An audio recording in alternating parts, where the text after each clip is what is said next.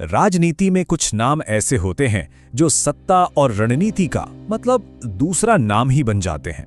अमित शाह उन्हीं में से एक हैं। लेकिन एक पॉलिटिकल चाणक्य बनने की ये जो पूरी कहानी है, ये आखिर शुरू कहां से होती है?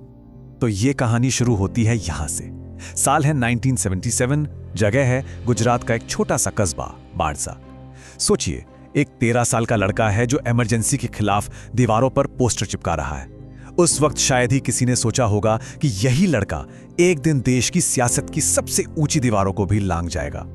आज उसी लड़के के बारे में एक बात बहुत कही जाती है कि अगर नरेंद्र मोदी संगठन का चेहरा और दिमाग हैं, तो अमित शाह उसकी रणनीति और उसकी रीढ़ की हड्डी हैं। तो चलिए आज इसी रणनीति को, इसी सफर को परत दर परत समझते हैं। तो पोस्टर चिपकाने से लेकर सत्ता के शिखर तक का ये सफर, ये आखिर तय कैसे हुआ? इसकी जो नींव है ना, वो उनकी विचारधारा में छिपी हुई है। एक अच्छे खासे कारोबारी परिवार से होने के बावजूद उन्होंने अपने लिए एक बिल्कुल अलग रास्ता चुना। और ये रास्ता शुरू हुआ जब वो सिर्फ 16 साल के थे। उन्होंने राष्ट्रीय स्वयंसेवक संघ यानी आरएसएस ज्वाइन कर लिया। और यही वो मोड़ था जिसने उनकी जिंदगी की दिशा और उनकी राजनीतिक सोच की नींव रख दी।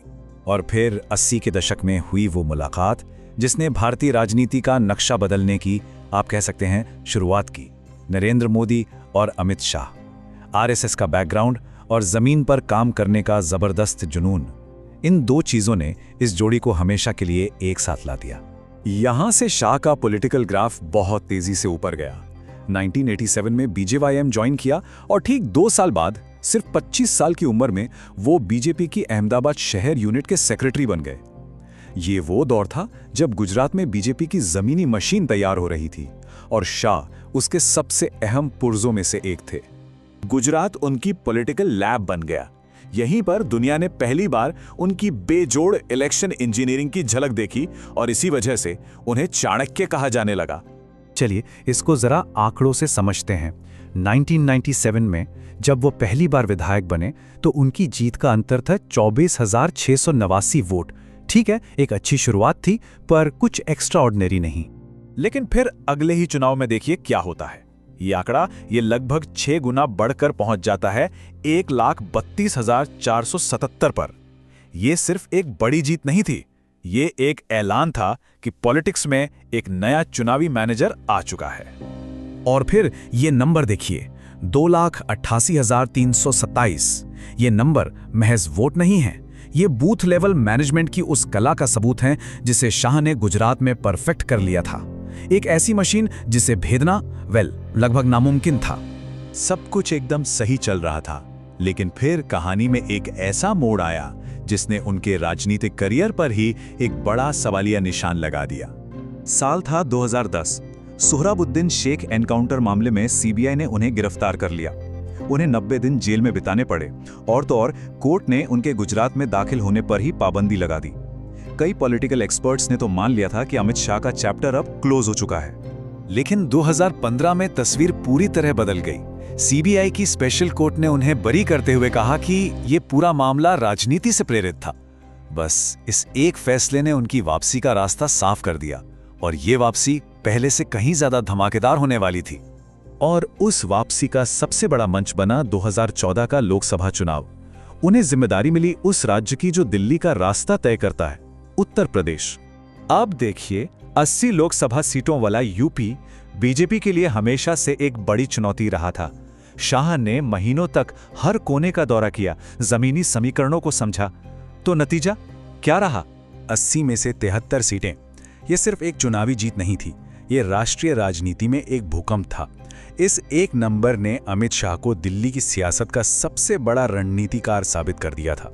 इसके बाद 49 साल की उम्र में वो बीजेपी के सबसे युवा राष्ट्रीय अध्यक्ष बने। और फिर तो जीतों का एक ऐसा सिलसिला शुरू हुआ जो महाराष्ट्र से लेकर हरियाणा, असम और यहां तक कि नॉर्थ ईस्ट तक फैला।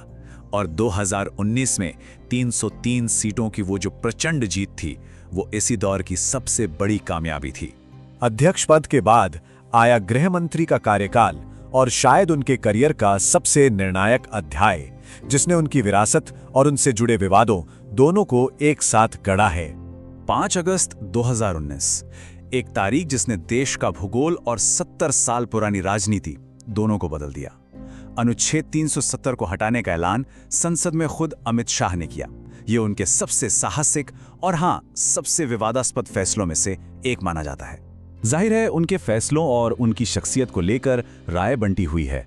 एक तरफ उनके समर्थक हैं जो उन्हें एक मजबूत और निर्णायक नेता मानते हैं जिसने बीजेपी को देश के कोने कोने तक पहुंचाया, तो वहीं दूसरी तरफ उनके आलोचक हैं जो उन पर ध्रुवीकरण की राजनीति करने और सत्ता को एक जगह केंद्रित करने का आरोप लगाते हैं।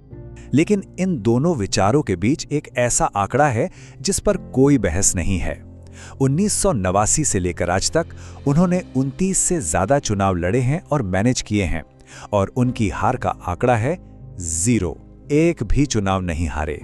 तो ये कहानी हमें वापस उसी 13 साल के लड़के तक ले जाती है और शायद यही समझाती है कि सत्ता इंतजार करने वालों के लिए नहीं होती। सत्ता उनके लिए होती है जो उसे जमीन पर बनाते हैं, एक एक बूथ, एक एक रणनीति और एक एक चुनाव जीतकर।